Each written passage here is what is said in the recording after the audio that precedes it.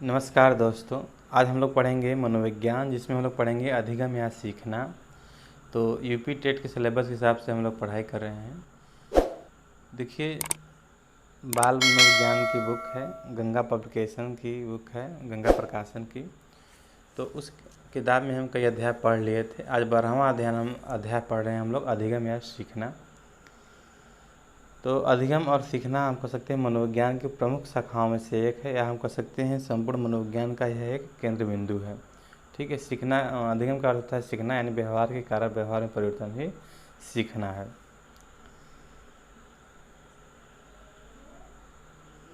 अधिगम या सीखना सातत्य रूप से चलने वाली वह सार्वभौमिक प्रक्रिया है जो जन्म से प्रारंभ होती है और मृत्यु पर्यंत तक चलती रहती है। सीखने की गति में वातावरण के अनुरूप परिवर्तन होता रहता है। अधिगम एक ऐसी प्रक्रिया है जिसे न केवल शिक्षा मनोविज्ञान में बल्कि मनोविज्ञान की समस्त शाखाओं में सर्वाधिक महत्वपूर्ण स्थान प्राप्त है। इसलिए वुडवर्थ ने कहा है कि सीखना विकास की प्रक्रिया है। ठीक है। सीखना किसी भी क्षेत्र में हो, सीखने की एक प्रक्रिया होती है, या सीखना विकास की प्रक्रिया है। आगे है, अधिगम से अभिप्राय अनुभवों के द्वारा व्यवहार में परिवर्तन लाने की प्रक्रिया से है। अधिगम की प्रक्रिया में दो तत्व निहित होते हैं। पहला है परिपक्वता और दूसरा है पूर्व अनुभवों से प्राप्त अधिगम या परिणाम।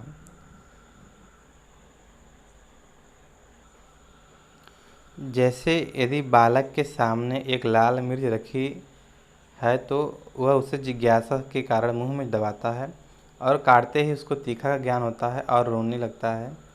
इसलिए वह अपने मुंह से तेज़ी से निकाल कर फेंक देता है, फिर उसके पास कभी नहीं जाता, क्योंकि उसने अपने अनुभव से यह सीख लिया है कि लाल मिर्च कड़वी कड़वी होती है। इस प्रकार सीखना पूर्व अनुभव द्वारा व्यवहार में प्रगतिशील परिवर्तन है। इस प्रकार हम कह सकते हैं कि सीखना अधिगम ही शिक्षा है। आगे है, जैसा कि ब्लेयर जोन्स और सिनपसन ने कहा है कि व्यवहार में कोई भी परिवर्तन जो कि अनुभव का परिणाम है और जिसके फलस्वरूप व्यक्ति आने वाली स्थितियों का भिन्न प्रकार से सामना करता है, सीखना या अधिगम कहलाता है। ठीक है। परीक्षाओं में परिभाषा दिया जाता है और पूछा जाता है कि यह परिभाषा किसने दिया है। ठीक है। देखिए, जैसे है B.F. स्किनर के अनुसार है, प्रगतिशील व्यवहार व्यवस्थापन की प्रक्रिया को अधिगम कहते हैं।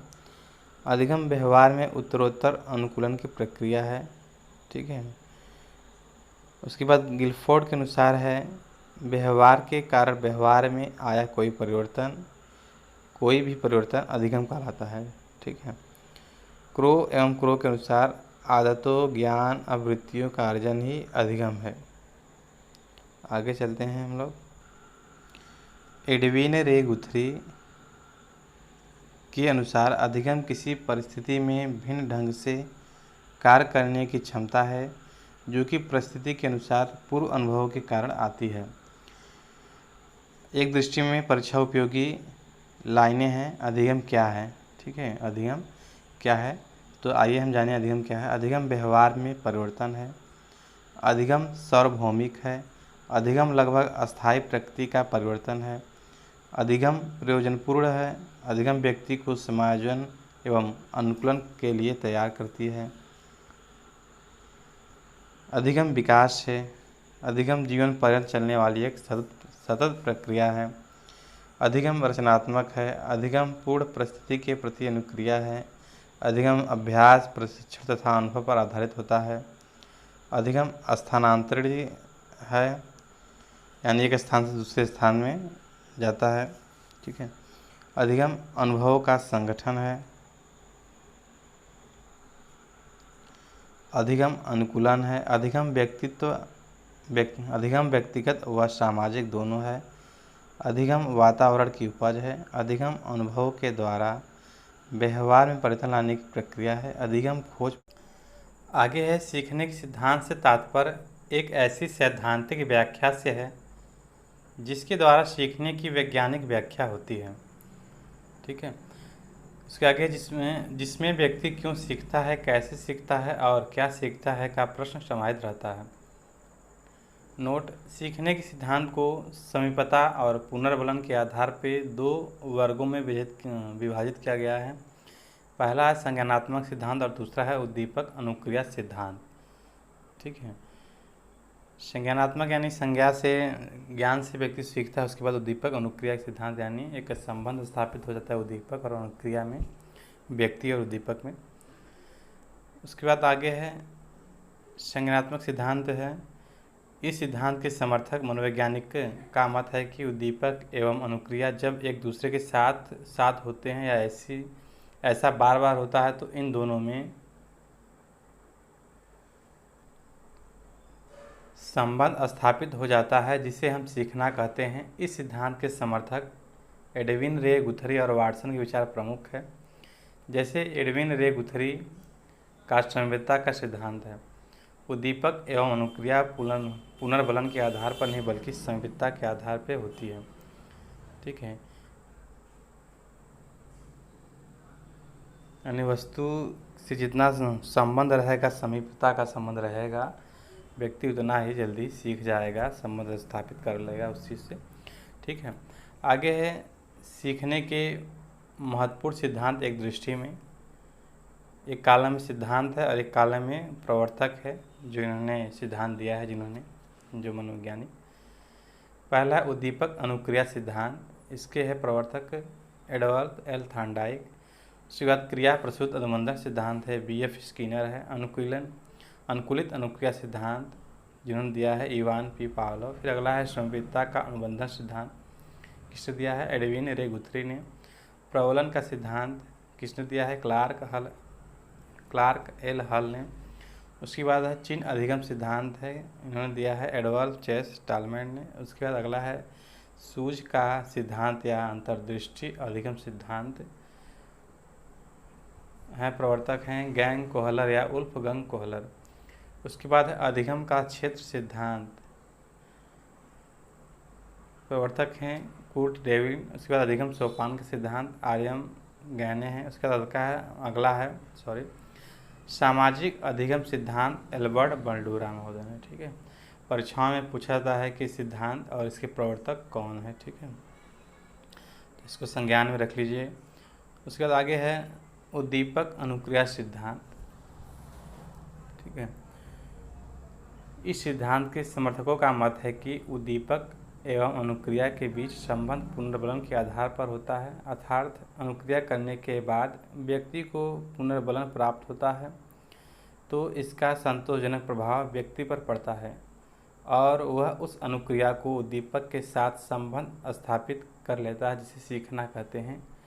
इस सिद्धांत के समर्थक निम्न मनोवैज्ञानिक है, जैसे Albert L Thorndike, Ivan P Pavlov, B.F. Skinner और क्लार्क एल हल। ठीक है, इन्होंने उद्दीपक अनुक्रिया सिद्धांत पर अपने मत दिए हैं और तरह तरह के प्रयोग किए हैं, जैसे थॉर्नडाइक महोदय। उसके बाद स्किनर ने चूहे और कबूतर प्रयोग किया था। ठीक है, आगे हम लोग चलते हैं। मुख्य बिंदु है उपयुक्त मनोवैज्ञानिक उद्दीपक एवं अनुक्रिया के बीच संबंध के पुनर्बलन पर जोर देते हैं। उसके बाद आगे है प्रथम क्लासिकी अनुबंधन सिद्धांत या प्रतिवादी अनुबंधन सिद्धांत।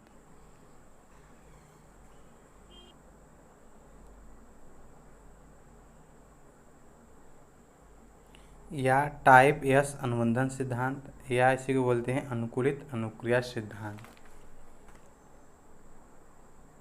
ठीक है, अनुकूलित अनुक्रिया सिद्धांत के प्रतिपादक इवान पी पावलोव रूसी मनोवैज्ञानिक थे। ठीक है, यहाँ से क्वेश्चन पूछा जा सकता है कि इवान पी पावलोव कहाँ के मनोवैज्ञानिक थे, तो रूस के मनोवैज्ञानिक थे, आंसर हो जाएगा। आगे है अनुकूलित अनुक्रिया के सिद्धांत के अनुसार प्रत्येक व्यक्ति में कुछ जन्मजात प्राकृतिक अनुक्रियाएं होती हैं जो उपयुक्त प्राकृतिक उद्दीपक के उपस्थित होने पर जन्मजात प्राकृतिक अनुक्रियाएं प्रकट होने लगती है। जैसे भूखा होने पर, भोजन के सामने आने पर मुंह में लार का बनना। जब किसी अन्य अप्राकृतिक उद्दीपक को किसी प्राकृतिक उद्दीपक के साथ अनेक बार रखा जाता है तो इस परिस्थिति में अप्राकृतिक उद्दीपक का प्राकृतिक उद्दीपक की प्राकृतिक अनुक्रिया के साथ संबंध जुड़ जाता है। ठीक है, तथा इस प्रभाव के बाद केवल अप्राकृतिक उद्दीपक के रखने पर व्यक्ति या जीव में प्राकृतिक उद्दीपक की प्राकृतिक अनुक्रिया, जिसे अनुकूलित अनुक्रिया कहते हैं, स्वतः स्पष्ट होने लगता है। तब कहा जाता है व्यक्ति या जीव अप्राकृतिक उद्दीपक से अनुकूलित संबंध स्थापित कर लिया है। ठीक है, इवान पी पावलो जो थे कुत्ते पर प्रयोग किए थे। इन्होंने कुत्ते पर क्या करते थे कि एक घंटी बजाते थे और घंटी बजाने के बाद कुत्ते के सामने भोजन रखते थे। ठीक है, तो कुत्ता क्या करता था, भोजन देखने के बाद उसके मुंह में लार आ जाता था। तो इन्होंने क्या किया कि अब घंटी के जो आवाज़ है, घंटी की आवाज़ देते ही क्या होता था, कुत्ते के मुंह में लार आ जाता था। तो उन्होंने बता दिया, एक सिद्धांत दिया कि अप्राकृतिक घटना भी प्राकृतिक घटना से जुड़ जाती है। ठीक है, प्राकृतिक घटना जो है अप्राकृतिक घटना से जुड़ जाती है। जैसे है, देखिए एक दृष्टि में है, प्राकृतिक उद्दीपक भोजन है, दूसरा अप्राकृतिक उद्दीपक घंटी की आवाज़, उसके बाद प्राकृतिक अनुक्रिया है लार का आना। ठीक है, वही चीज़ जो हमने कहा कि घंटी की आवाज़ से ही अब कुत्ते के मुंह में क्या जा रहा है, लार आ जाता था।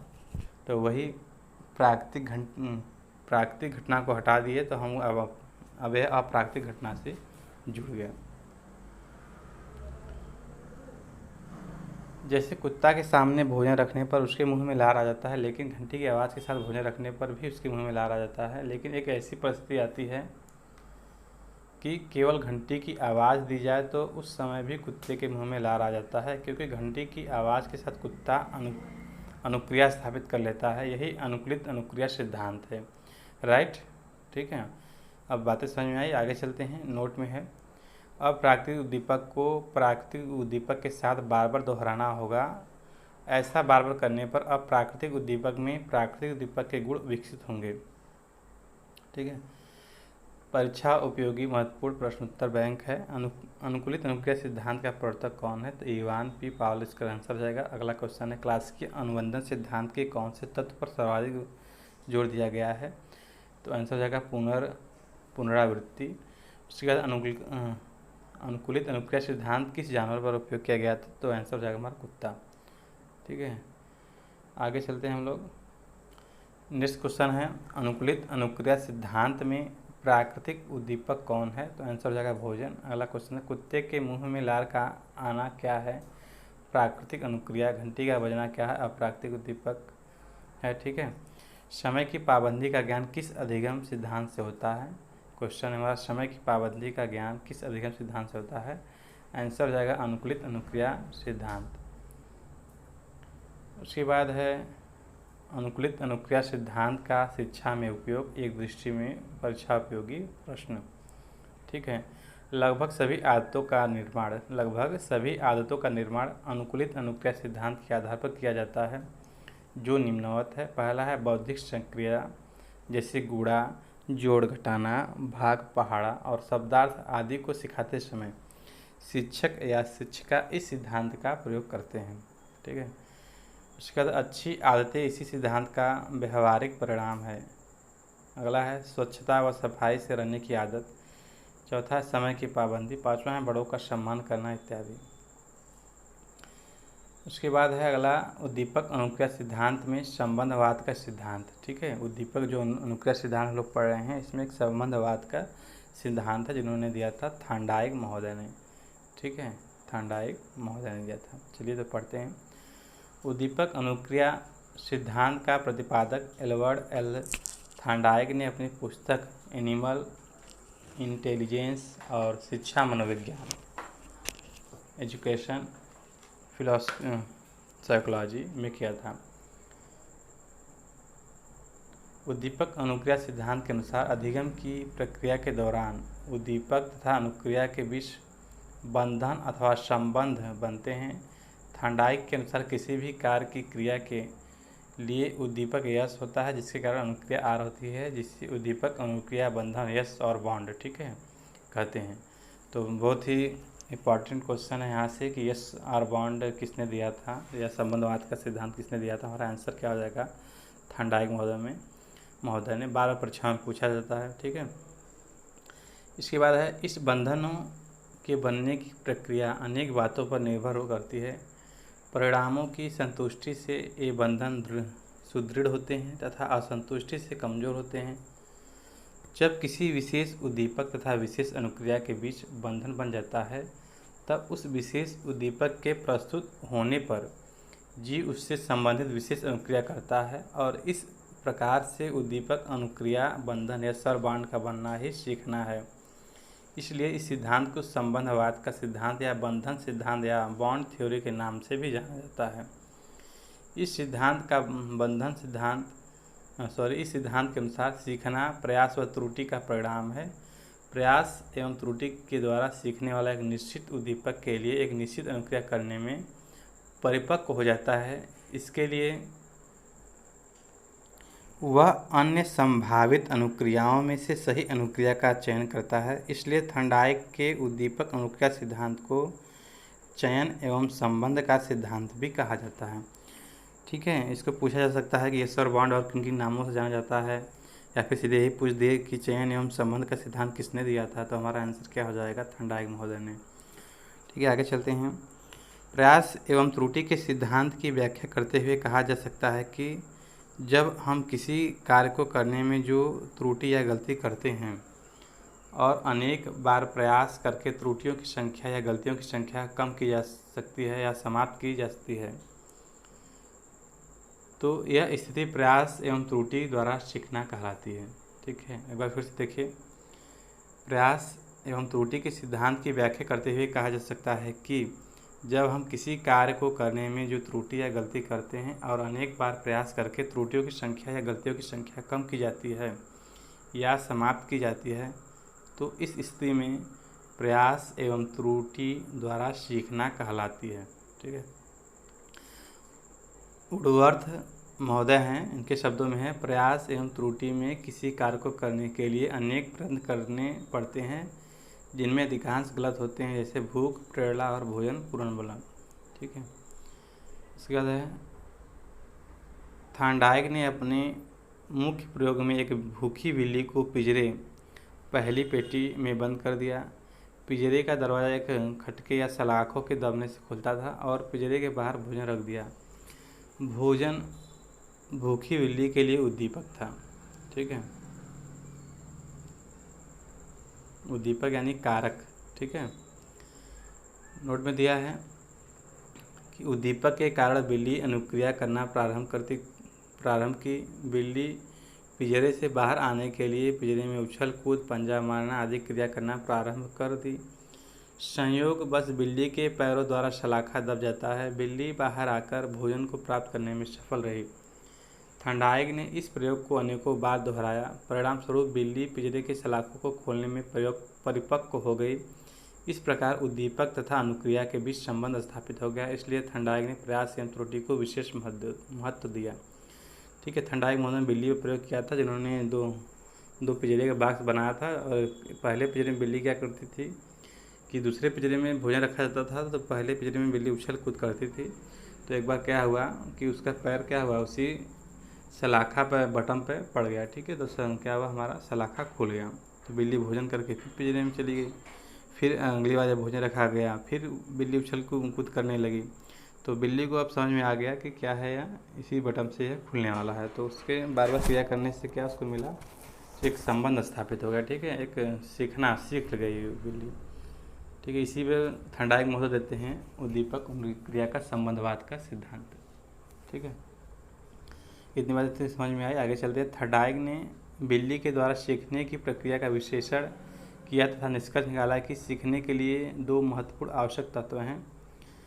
पहला है बिल्ली भूखी होनी चाहिए, अर्थात सीखने के लिए प्रेरणा का होना आवश्यक है। दूसरा क्या है, बिल्ली की भूख को संतुष्ट करने के लिए भोजन का होना जरूरी है जो पुनर्बलन का कार्य कर सके। दूसरे शब्दों में सीखने के लिए पुनर्बलन केंद्रीय तत्व है तथा अनुक्रिया का परिणाम उद्दीपक अनुक्रिया बंधन को या स्वरबॉन्ड को सुदृढ़ कर सकता है। क्योंकि इस सिद्धांत के अनुसार जीव प्रयास व त्रुटि करके सीखता है, इसलिए इसे प्रयास व त्रुटि का सिद्धांत भी कहते हैं। ठीक है, प्रयास एवं त्रुटि का सिद्धांत शैक्षणिक निहितार्थ एक दृष्टि परीक्षा उपयोगी प्रश्न। ठीक है, यानी कि जो शिक्षक के उपयोग के लिए है या फिर शिक्षण उपयोग के लिए है, हम कैसे बच्चों को बेहतर पढ़ा सकते हैं, क्या उपयोग, क्या यहाँ से सीख सकते हैं। पहला है, बालकों में निरंतर प्रयत्न करने से धैर्य व परिश्रम के गुणों का विकास होता है। दूसरा पॉइंट है, मंद बुद्धि के बालकों के लिए सिद्धांत उपयोगी है। ठीक है, प्रयास एवं त्रुटि का सिद्धांत मंद बुद्धि के बालकों के लिए महत्वपूर्ण है। तीसरा पॉइंट है, गणित के प्रश्नों का समाधान प्रयास और त्रुटि का द्वारा संभव है। चौथा पॉइंट है, प्रयास एवं त्रुटि के सिद्धांत से बालक ने पूर्व में की गई गलतियों से अनुभव प्राप्त करता है और उस अनुभव से लाभ उठाना चाहता है। पाँचवा है पॉइंट, क्रो एवं क्रो के अनुसार गणित, विज्ञान तथा समाजशास्त्र जैसे गंभीर चिंतन विषयों को सीखने में यह सिद्धांत उपयोगी है। ठीक है, राइट। आगे चलते हैं। थॉर्नडाइक ने सीखने के 3 मुख्य नियम और 5 गौण नियम दिए हैं। पहला है, जो 3 प्रमुख नियम में पहला है तत्परता का नियम, दूसरा प्रभाव का नियम और तीसरा है अभ्यास का नियम। ठीक है, फिर से देखिए, मुख्य 3 नियम में है तत्परता का नियम, प्रभाव का नियम और अभ्यास का नियम। ठीक है, आगे देखते हैं 5 गौण नियम कौन कौन से हैं। थॉर्नडाइक ने सीखने के जो 5 गौण नियम या फिर सहायक नियम दिए हैं निम्नलिखित हैं। पहला है बहु अनुक्रिया का नियम, दूसरा है मनोवृत्ति का नियम, तीसरा है आंशिक क्रिया का नियम, चौथा है आत्मीकरण का नियम या सहदृश्यता का नियम, पांचवा है संबंधित परिवर्तन का नियम या साहचर्यात्मक रूपांतरण का नियम। ठीक है, अब प्रमुख 3 नियम में पहला देखते हैं तत्परता का नियम में क्या है। तत्पर यानी बालक जितना अधिक सीखने के लिए तत्पर रहेगा उतना ही जल्दी सीखेगा। ठीक है, तत्परता में कार्य करने की केंद्रीय शक्ति निहित रहती है तथा साथ में तत्परता में सक्रियता भी बढ़ जाती है। तत्परता के नियम को तैयारी का नियम कहते हैं। ठीक है, तत्परता के नियम में यह बात समाहित है कि सीखने वाला किन परिस्थितियों में संतुष्ट रहता है, किस परिस्थिति में नहीं। यदि व्यक्ति किसी कार्य को करने के लिए तत्पर रहता है और उसे उस कार्य को करने की स्वतंत्रता प्राप्त रहती है तो उसमें उसे आनंद की अनुभूति प्राप्त होती है। यदि नहीं करने दिया जाता है तो उसमें असंतोष बढ़ती है। ठीक है, इसके बाद अगला है नोट, यदि वह किसी कार्य को करने के लिए तत्पर नहीं है और कार्य करने के लिए बाध्य किया जाता है तो उस परिस्थिति में भी उसे असंतोष बढ़ती है। निष्कर्ष रूप में कहा जा सकता है कि संतोष या असंतोष होना व्यक्ति की तत्परता पर निर्भर करता है। भाटिया का कथन है कि तत्परता या किसी कार्य के लिए तैयार होना युद्ध को आधा विजय कर लेना है। ठीक है, उसके बाद है थॉर्नडाइक के तत्परता के नियम शैक्षिक निहितार्थ एक दृष्टि में परीक्षा उपयोगी प्रश्न। ठीक है, पहला है, शिक्षकों को बालकों की अभिरुचि एवं अभिक्षमता का मापन कर लेना चाहिए जिससे उनकी तत्परता का ज्ञान हो सके और यह है अज्ञात से अज्ञात की ओर। दूसरा पॉइंट है, बालकों के तत्परता के अनुरूप शैक्षणिक व्यवस्था होनी चाहिए। ठीक है, यानी जो शिक्षा होनी चाहिए बालक केंद्रित होनी चाहिए, शिक्षक केंद्रित नहीं होनी चाहिए। ठीक है, तीसरा है, पूर्व पाठ से कुछ प्रश्न पूछकर नवीन पाठ प्रारंभ करने की परंपरा होनी चाहिए। ठीक है, इतनी चीज़ें हम तत्परता के नियम से सीख सकते हैं। ठीक है, पढ़ाने के लिए। तो यह वीडियो जानते हैं जो लोग तैयारी कर रहे हैं या फिर बीएड कर रहे हैं, टेट कर रहे हैं, उनके लिए भी उपयोगी है। राइट, अगला है थॉर्नडाइक के प्रमुख नियम में दूसरा नियम है प्रभाव का नियम। ठीक है, इस नियम का प्रधान या मुख्य बात यह है कि हम उस कार्य को सीखना चाहते हैं जिसका परिणाम हमारे लिए हितकर होता है। प्रभाव संतोषजनक होने पर व्यक्ति उस अनुक्रिया को सीख लेता है तथा असंतोष उत्पन्न होने पर व्यक्ति उस कार्य को नहीं करना चाहता है। जैसे यदि व्यक्ति को अनुक्रिया करने के बाद पुरस्कार या दंड दिया जाता है तो इस परिस्थिति में पुरस्कार से उद्दीयन अनुक्रिया का संबंध मजबूत होता है, अर्थात पुरस्कार से सीखने में तीव्रता आती है। ठीक है, प्रभाव के नियम का शैक्षणिक निहितार्थ। शिक्षकों को अध्यापन कार्य करते समय बालकों का उत्साह बढ़ाना चाहिए। दूसरा पॉइंट है, पाठ्यक्रमों को व्यवस्थित करके छात्रों के सामने प्रस्तुत करें जिससे छात्रों में अभिरुचि बढ़े। अगला है अभ्यास का नियम। अभ्यास का नियम, थॉर्नडाइक ने जो प्रमुख नियम दिए थे उसमें तीसरा है अभ्यास का नियम। ठीक है, अभ्यास करने से उद्दीपक तथा अनुक्रिया का संबंध मजबूत होता है। स्पष्ट है कि जब हम किसी पाठ या विषय को बार बार दोहराते हैं तो उसे सीख जाते हैं। इसे थॉर्नडाइक ने उपयोग का नियम कहा है। ठीक है, यानी हम किसी चीज़ को बार बार करेंगे, बार बार अभ्यास करेंगे तो हमें क्या होगा, उससे हम सीखेंगे। ठीक है, आप वह दोहा या सुने होंगे, करत करत अभ्यास ते जड़मति होत सुजान, रसरी आवत जात ते सिल पर पड़त निशान। ठीक है, एक जो पत्थर पे क्या होता है कि रसरी बार बार रगड़ने से, घिसने से पत्थर पर भी निशान पड़ जाता है। तो मनुष्य अगर किसी चीज़ को बार बार सीखेगा तो ऐसा नहीं है कि उससे नहीं सीखेगा, कुछ भी नहीं सीख पाए। ठीक है, चलिए आगे हम चलते हैं।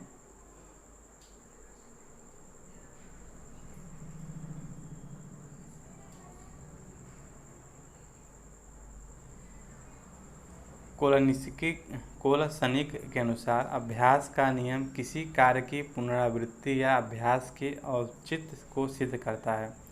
रहीम ने कहा है कि करत करत अभ्यास ते जड़मति होत सुजान, रसरी आवत जात ते सिल पर पड़त निशान। ठीक है, वही बात है। एक उदाहरण और हम लेते हैं, जैसे किसी पत्थर पे टुप टुप पानी, एक एक बूंद पानी गिरता है। ठीक है, तो वहाँ पे भी एक गड्ढे से बन जाता है, निशान बन जाता है। ठीक है, सिर्फ पानी का बूंद गिरने से। ठीक है, तो सोचिए जब शिक्षा में हम बार बार अभ्यास करेंगे, बार बार अभ्यास करेंगे तो हम कठिन से कठिन चीज़ को भी सीख जाते हैं, चाहे वो गणित विषय हो, चाहे फिजिक्स का विषय हो, चाहे केमिस्ट्री हो, चाहे आर्ट साइंस का कोई भी विषय हो। सॉरी, माफ़ी चाहेंगे हम। आगे है अभ्यास के नियम का शैक्षणिक निहितार्थ एक दृष्टि में। पहला पॉइंट है, शिक्षकों को चाहिए कि वे छात्रों को कक्षा में अधिक से अधिक बार पाठ को दोहराने दें। ठीक है, एक शिक्षक चाहिए कि छात्रों को कक्षा में अधिक से अधिक बार बार पाठ को दोहराने दें, बार बार उसको याद करवाएं। उसके बाद अगला पॉइंट है, शिक्षक को कक्षा में यह उल्लेख करना चाहिए कि छात्र सीखे गए विषय को बीच बीच में दोहराते रहना चाहिए, नहीं तो उसका विस्मरण हो जाएगा, यानी वह भूल जाएंगे। ठीक है, फिर से देखिए इसको। शिक्षक को कक्षा में यह उल्लेख करना चाहिए कि छात्र सीखे गए विषय को बीच बीच में दोहराते रहना चाहिए, नहीं तो उनका विस्मरण हो जाएगा, यानी वे भूल जाएंगे। ठीक है, आगे है तीसरा, रटंत स्मरण, चित्रकारी, संगीत, क्रिकेट, ड्राइविंग, टाई की गांठ बांधना, हॉकी, टंकड़, साइकिल चलाना तथा पशु पक्षी को प्रशिक्षण देना अभ्यास के सीखने का नियम स्पष्टतः दृष्टिगोचर होता है। ठीक है, यानी वहाँ से हमें अभ्यास का नियम वहाँ से देखने को मिलता है। ठीक है, और वही है पांचवा, जो थॉर्नडाइक ने 5 गौड़ नियम दिए थे, उसमें है पहला बहु अनुक्रिया का नियम, दूसरा है मनोवृत्ति का नियम, तीसरा आंशिक क्रिया का नियम, चौथा है आत्मीकरण का नियम, पांचवा संबंधित परिवर्तन का नियम। यह हम पहले भी बता चुके हैं। ठीक है, क्वेश्चन दिया जा सकता है कि इसमें निम्न में से कौन सा थॉर्नडाइक के 5 गौड़ नियमों में से नहीं है। ठीक है, तो कोई एक अलग ऑप्शन दे सकता है। ठीक है, या फिर पूछा जा सकता है कि कौन सा थॉर्नडाइक के 5 सहायक नियम या गौड़ नियम में से एक है। ठीक है, आगे हम लोग चलते हैं। आगे है परीक्षा उपयोगी महत्वपूर्ण प्रश्नोत्तर बैंक। पहला है तत्परता के नियम का सिद्धांत किसने दिया था? तो आंसर हमारा हो जाएगा एल्बर्ट एल थॉर्नडाइक ने। दूसरा है बिल्ली पर अधिगम सिद्धांत की खोज किसने की? आंसर हो जाएगा थॉर्नडाइक महोदय। तीसरा है एल्बर्ट एल थांडाइक कहाँ के मनोवैज्ञानिक थे? तो आंसर हमारा हो जाएगा अमेरिका के मनोवैज्ञानिक थे। अगला है प्रभाव का नियम किसने दिया? तो आंसर हो जाएगा हमारा थांडाइक महोदय ने। अगला है अभ्यास एवं त्रुटि का सिद्धांत किसने दिया? हमारा आंसर क्या हो जाएगा? एल्बर्ट थांडाइक महोदय में। संबंधवाद के सिद्धांत किसने दिया? तो आप अभी पढ़े हैं, आंसर हमारा क्या हो जाएगा? एल्बर्ट एल थांडाइक ने। सीखने के लिए किस तत्व का होना आवश्यक है? आंसर हो जाएगा हमारा प्रेरणा। ठीक है। उसके बाद अगला क्वेश्चन है, अगला पॉइंट है, सीखने के लिए कौन सा तत्व केंद्रित तत्व है? तो हमारा जो पुनर्बलन है वो हमारा केंद्रित तत्व है। ठीक है। अधिगम कुछ सिद्धांत है, ठीक है, जिन्होंने विभिन्न वैज्ञानिकों ने मनोवैज्ञानिकों ने दिया है। पहला है क्रिया प्रसूत अनुबंधन का सिद्धांत या क्रिया प्रसूत अधिगम सिद्धांत। ठीक है। या फिर से बोलते हैं सक्रिय अनुकूलन का सिद्धांत। ठीक है। इसके प्रवर्तक है अमेरिकी मनोवैज्ञानिक BF स्किनर। ठीक है, जिन्होंने कबूतर और चूहे पर प्रयोग किया था। ठीक है, कबूतर और चूहे पर प्रयोग किया था। मनोवैज्ञानिकों ने अनुबंधन के 2 वर्गों में बांटा है। पहला क्लासिकी अनुबंधन, दूसरा साधनात्मक अनुबंधन। क्लासिकी अनुबंधन से रूसी मनोवैज्ञानिक इवान पी पावलोव का संबंध है, जबकि साधनात्मक अनुबंधन का संबंध थांडाइक और BF स्किनर का है। ठीक है। क्लासिकी अनुबंधन में सीखने को प्रक्रिया में सीखने वाले की भूमिका लगभग निष्क्रिय होती है। जैसे पावलोव के प्रयोग में कुत्ता लार निकालने से पूर्व भोजन के आने या घंटी की आवाज़ संकेत का इंतजार करता है, जबकि साधनात्मक अनुबंधन में सीखने वाली की भूमिका यानी सीखने वालों की भूमिका सक्रिय तथा महत्वपूर्ण होती है। ठीक है, दोनों मंत्र समझ में आ गया। ठीक है। उसके बाद नोट में दिया गया है क्लासिकी अनुबंधन में व्यवहार का प्रारंभ वातावरण के द्वारा किया जाता है,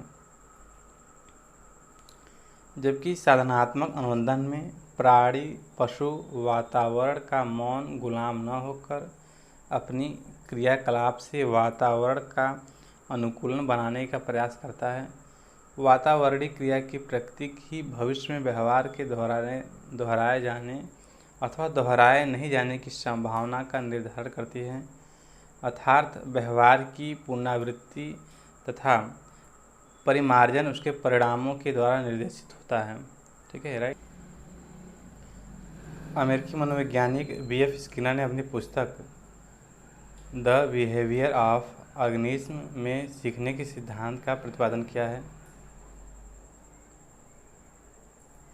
BF स्किनर ने 2 प्रकार की क्रियाओं पर प्रकाश डाला है। पहला है क्रिया प्रसूत और दूसरा है उद्दीपन प्रसूत।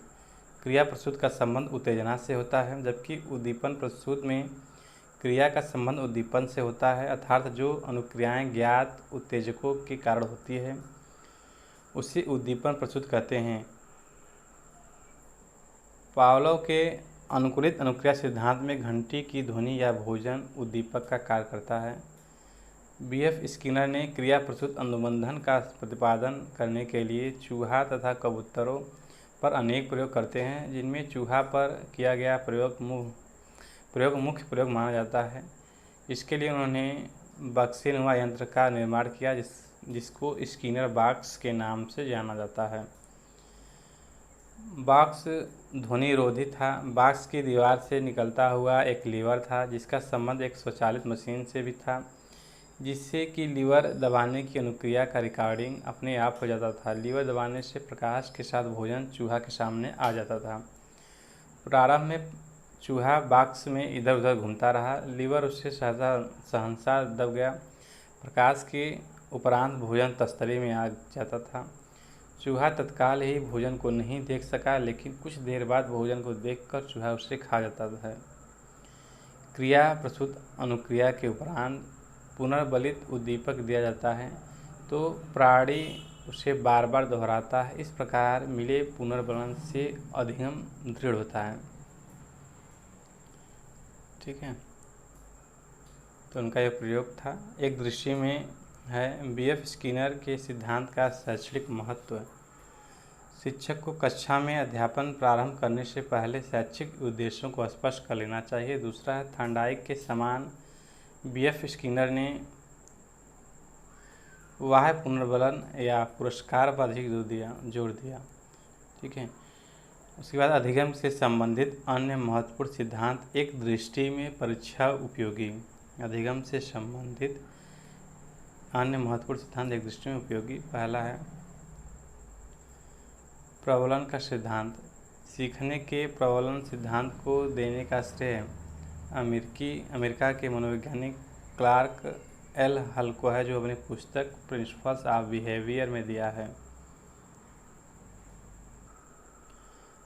प्रबलन के सिद्धांत को कई अन्य नामों से जाना जाता है, जैसे जैविकी अनुकूलन सिद्धांत, परिकल्पित निगमन सिद्धांत, तीसरा है गणितीय सिद्धांत और चौथा है आवश्यकता अवकलन सिद्धांत। ठीक है, पुनर्बलन को इतने नामों से जाना जाता है। आगे है क्लार्क एल हल पुनर्बलन पर अधिक जोर देते हैं। यह सिद्धांत थॉर्नडाइक और पावलर के सिद्धांतों पर आधारित है। क्लार्क एल हल अपने सीखने के सिद्धांत को स्वयं सिद्धों एवं प्रमेयों के द्वारा प्रस्तुत किया है। स्वयं सिद्धों एवं प्रमेयों की संख्या क्रमशः 17 और 133 है। 133 है। परीक्षा उपयोगी महत्वपूर्ण प्रश्नोत्तर बैंक में दिया है। आपका पहला क्वेश्चन है बीएफ स्किनर कहाँ के मनोवैज्ञानिक थे? अमेरिका के। दूसरा है बीएफ स्किनर अधिगम के सिद्धांत के लिए मुख्यतः किस जानवर का प्रयोग किया? तो चूहा हमारा आंसर हो जाएगा। बीएफ स्किनर की पुस्तक का नाम है द बिहेवियर ऑफ ऑर्गेनिज्म। ठीक है।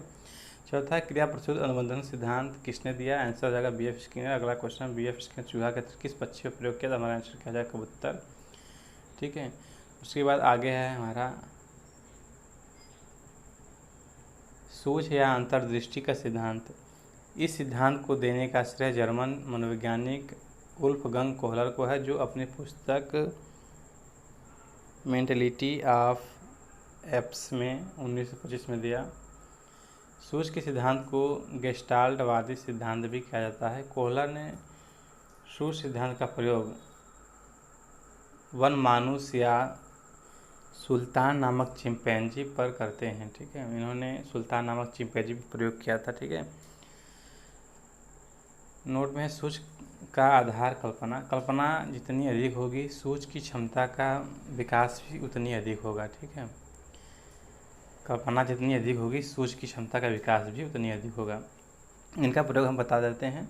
एक चिंपैंजी को इन्होंने एक कमरे में बंद किया, जिसमें कि छत के पैर केले बांध के टांग दिए, और उनके पास मतलब चिंपैंजी जो था बनवानो, जिसके पास कुछ बॉक्स रख दिए, जिस पे बॉक्स लगाने के बाद कई बॉक्स लगाने के बाद उस पर चढ़ कर अगर बनमानुस केले को पकड़ता तभी पकड़ पाता। तो जब बनमानुस को भूख लगता है तो ये उछल कूद और केले पाने का प्रयास करता है। तो पहला बॉक्स लगाता नहीं पाता है, दूसरा बॉक्स लगाता है फिर नहीं पाता है, तो और बुद्धि का प्रयोग करता है और कल्पना करता है कि कैसे हम उस केले को पा सकते हैं। तो सभी बॉक्सों को लगा के वह अंत में केला पाता है। तो वही सिद्धांत उन्होंने दिया, कल्पना जितनी अधिक होगी सूझ की क्षमता का विकास भी उतना ही अधिक होगा। ठीक है। उसके बाद आगे है चिन्ह अधिगम सिद्धांत। एडवर्ड जे स्टालमैन अपनी पुस्तक में चिन्ह गेस्टाल्ट सिद्धांत या प्रत्याशा सिद्धांत देते हैं। यह सिद्धांत व्यवहारवाद और समग्रवाद का अनोखा मिश्रण है। स्टालमैन विभिन्न प्रकार के भूल-भुलैया में चूहों का प्रयोग करते हैं। संयुक्तता अनुबंधन अधिगम सिद्धांत। ठीक है। उसके बाद एडविन रे गुथरी ने जीपी होर्टन के साथ मिलकर संयुक्तता अनुबंधन का अधिगम सिद्धांत दिया। गुथरी का मत है कि उद्दीपक व अनुक्रिया के बीच अनुबंधन पुनर्बलन के द्वारा स्थापित नहीं होता, बल्कि उद्दीपक व अनुक्रिया के बीच अनुबंधन संयुक्तता के आधार पर होता है। एडविन रे गुथरी भी अमेरिका के मनोवैज्ञानिक हैं और थॉर्नडाइक के उद्दीपक अनुक्रिया सिद्धांत से प्रभावित हैं। गुथरी भी अपने अधिगम सिद्धांत के लिए बिल्ली का प्रयोग करते हैं। उसके बाद अगला सिद्धांत है अधिगम से संबंधित सिद्धांत है अधिगम सोपानिकी का सिद्धांत। ठीक है, किसने दिया है? आर एम गैने ने। ठीक है, आर्यम गण ने अधिगम की प्रकृति को समझने के लिए अधिगम सोपानिकी नाम नूतन शब्दावली का प्रयोग किया है। आर्यम गण ने अधिगम सोपानिकी को 8 वर्गों में वर्गीकृत किया है और अधिगम सोपानिकी के 8 वर्गों में एक स्वस्पष्ट अंतर्निहित क्रम समाहित तथा इसकी मुख्य विशेषता सरल से जटिल जो निम्नवत है। ठीक है, पहला है हमारा जो पिरामिड बनाए हैं, पहले में संकेत अधिगम, दूसरा है उद्दीपक अनुक्रिया अधिगम, तीसरा है श्रृंखला अधिगम, फिर है शाब्दिक अधिगम, बहुविभेदन, उसके बाद है प्रत्यय, सातवां सिद्धांत, आठवां समस्या समाधान। ठीक है, एक दृष्टि में परीक्षा उपयोगी प्रश्न है। अधिगम को प्रभावित करने वाले महत्वपूर्ण कारक: शारीरिक कारक, मनोवैज्ञानिक कारक, पर्यावरणीय कारक, ध्यान, थकान, स्मरण, विस्मरण, अभिप्रेरणा, परिपक्वता, अधिगम की इच्छा। ठीक है, जैसे जो अधिगम है सीखना है, अगर शारीरिक अपंगता है, शारीरिक कमजोरी है, तो उसमें बालक क्या करेगा, जल्दी नहीं सीख पाएगा। जैसे विकलांग बालक है, किसी तरह से दृष्टि बाधित है या फिर सुन नहीं पा रहा है, तो उसमें उससे क्या होगा, अधिगम को सीखने में परेशानी होगी। तो यह क्या है, कार्य है। मनोवैज्ञानिक कारण है, आप जिस चीज़ को सीखना चाहेंगे, सीखने के लिए तत्पर होंगे, या फिर जो चीज़ सीखना आपको सुखद है, पसंद है, उसको आप जल्दी सीखेंगे।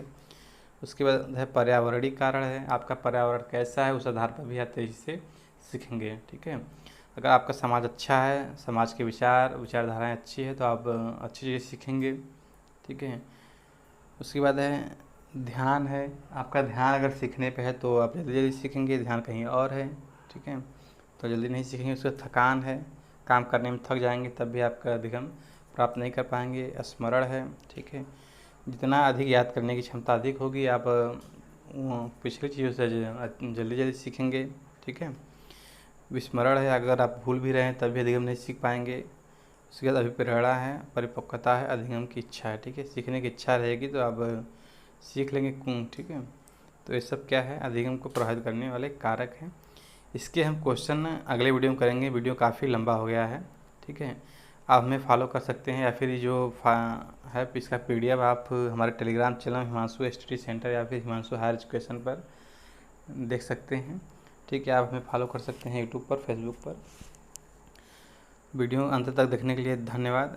ये वीडियो एक बार फिर से बता देते हैं। यूपी टेट, सुपर टेट और अन्य प्रतियोगी परीक्षाओं, जैसे आप BED कर रहे हैं, BTC कर रहे हैं, तो या फिर मनोविज्ञान से आप PhD कर रहे हैं या फिर तैयारी कर रहे हैं, तो उसके लिए आपके लिए उपयोगी हो सकता है। वीडियो अंत तक देखने के लिए एक बार फिर से धन्यवाद।